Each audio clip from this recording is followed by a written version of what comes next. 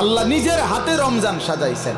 আল্লাহ বলে, বান্দা শোনো আমি রমজানকে কেমনে সাজাইলাম। 1, পুরা মাস রোজা। 2, প্রতিদিন ইফতার। 3, প্রতিদিন সাহারি।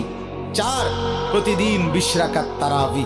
5, শেষ দশকে এতেকাফ।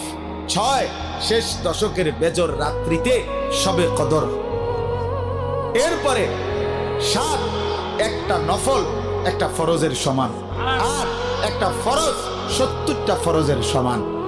9, প্রথম দশক রহমত। 10, মাঝখানের দশক মাগফিরাত। 11, শেষ দশক জাহান্নাম থেকে মুক্তি।